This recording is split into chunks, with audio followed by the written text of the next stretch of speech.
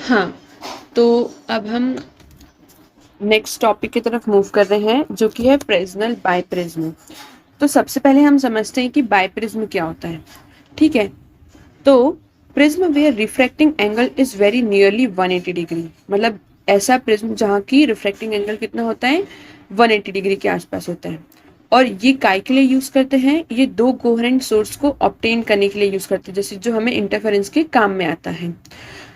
तो सबसे पहले आपको ये समझना होगा कि ये फ्रेस्नेल बाइप्रिज्म किसका एग्जाम्पल है, मतलब ये किस प्रिंसिपल पर बेस्ड है।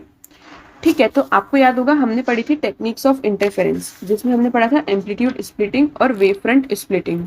अगर आप में से किसी ने ये नहीं पढ़ा है तो आप पीछे प्लेलिस्ट में जाके वीडियोस देख सकते हैं। ओके, तो जो फ्रेस्नेल बाइप्रिज्म है ये किसका एग्जाम्पल है, वेव फ्रंट स्प्लिटिंग का, क्योंकि यहाँ पर क्या हो रहा है, जो वेव फ्रंट्स है वो स्प्लिट हो रहे हैं। जैसे कि आप ये डायग्राम में देख पा रहे होंगे कि हमें यहाँ पर जो हमारा सोर्स है एस, ये हमारा रियल सोर्स है।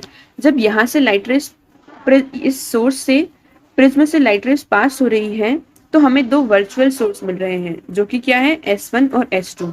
तो सबसे पहली बात क्या है कि हमें दो वर्चुअल सोर्स मिलते हैं बाइप्रिज्म में, और जो कि वो कैसे होंगे, कोहेरेंट होंगे। कोहेरेंट क्यों होंगे, क्योंकि वो सिंगल सोर्स से मिल रहे हैं। ओके, अब उसके बाद क्या होगा, जब इनका इंटरफेरेंस टेक प्लेस होगा तो यहाँ पर सबसे पहली कंडीशन क्या है कि जो हमारा एस है वो क्या होना चाहिए, नैरो और वर्टिकल स्लिट होना चाहिए, जब मतलब जहां से हमारा सोर्स आ रहा है वहां से। और फिर देखो S1 और S2 कैसे एक्ट करेंगे, कोहेरेंट, क्योंकि वो एक सिंगल सोर्स से बन के मिल रहे हैं। फिर थर्ड पॉइंट क्या है कि ये जो हमारा बाइप्रिज्म है, ये जो बाइप्रिज्म की बात कर रहे हैं हम, इसके ऊपर कमेंट किया है कि it is made from single plate by grinding and polishing so that it is a single prism with one of the angle 179 degree. मतलब कि ये वाला जो एंगल होगा ना, इसकी बात कर रही है, ये 179 डिग्री का होगा, और ये जो दो छोटे वाले एंगल है ये 0.5 डिग्री का होगा। तो देखो क्या बात हुई कि जो प्रिज्म है वो किससे बनेगा, ग्राइडिंग और पॉलिशिंग से बनता है, जिसका कि एक एंगल 179 डिग्री का होगा। ये कंपलसरी कंडीशन है, ठीक है, एक एंगल 179 डिग्री का होगा और जो बाकी के दो बचे होंगे वो 0.5 दोनों होंगे। ठीक है, तो अब सबके मन में ये क्वेश्चन आ रहा होगा कि हमने ऐसा क्यों बोला कि जो एंगल है वो 179 डिग्री का ही होना चाहिए। तो सपोज कि अगर एंगल हमारा कम हो जाता है, ओके, ये हम देखते हैं आगे स्लाइड में, मैं यहाँ पर आपको एक्सप्लेन करती हूँ, उसके बाद हम पोजीशन ऑफ फ्रिंजेस देखेंगे। ठीक है, तो देखो अगर एंगल 179 डिग्री नहीं हुआ, मतलब कि अगर एंगल कम हुआ, एंगल जो है वो हमारा अगर कम हुआ तो क्या होगा कि जो अल्फा हुआ, अल्फा इंक्रीज कर जाएगा, अल्फा इंक्रीज करेगा तो जो डी है मतलब विड्थ है, स्लिट विड्थ क्या हो जाएगी, इंक्रीज हो जाएगी।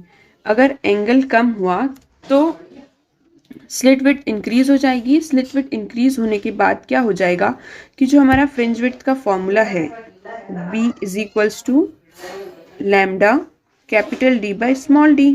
तो आप यहाँ से देख पा रहे होंगे कि इन दोनों में इन्वर्स रिलेशन है।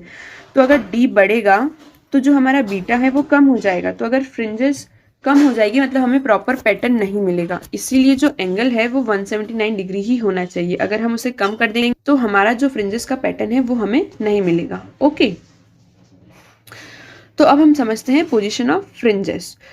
तो यहाँ पर क्या होगा, सबसे पहले ना जो हमें सिर्फ, अब यहाँ पर हम डेरिवेशन नहीं देखेंगे, डेरिवेशन का कोई यूज़ नहीं है, तो हम डायरेक्ट रिजल्ट के ऊपर बात करेंगे। तो पोजीशन ऑफ डार्क फ्रिंज आप सभी को याद होगा कि हमने YDS में भी निकाला था। तो यहाँ पर पोजीशन ऑफ डार्क फ्रिंज क्या आ जाएगी, पोजीशन ऑफ डार्क फ्रिंज जो है वो यहाँ पर अपॉन में 2 भी आएगा गाइस, सॉरी आप 2 लिख लेना सभी लोग यहाँ पर। तो बस ये याद रखो आप कि जो YDAC में था वही की वही हमारा किस में होगा, फ्रेस्नेल बाइप्रिज्म में होगा। मतलब कि मैथमेटिकल जो है वो सेम है, जहाँ डार्क फ्रिंज की पोजीशन जो थी YDAC में वही यहाँ पर भी है, और जो ब्राइट फ्रिंज की पोजीशन YDAC में थी यहाँ पर भी वही है। ठीक है, तो अब हम देखते हैं फ्रिंज विड्थ। तो आप सभी ने पढ़ लिया है पहले ही कि फ्रिंज विड्थ क्या होती है, एक बार फिर से एक्सप्लेन कर देती हूँ कि फ्रिंज विड्थ होती क्या है। तो फ्रिंज विड्थ जो है वो क्या होती है कि दो सक्सेसिव ब्राइट फ्रिंजेस की बीच की जो डिस्टेंस होती है उसको बोलते हैं हम बीटा, ये जो साइन है इसको हम बोलते हैं बीटा, या फिर इसको एक्स बार से भी रिप्रेजेंट करते हैं, जो कि होता है लैम्डा डी बाय डी। ये जो डी है ये क्या है, स्क्रीन और स्लिट के बीच की डिस्टेंस, और जो स्मॉल डी है वो क्या है, विड्थ ऑफ स्लिट। ओके, तो हम देखेंगे नेक्स्ट वीडियो में कि ये जो स्मॉल डी है इसको कैसे हम कैलकुलेट कर सकते हैं, मतलब इसकी जो दो मेथड होती है वो कौन कौन सी होती है। ओके।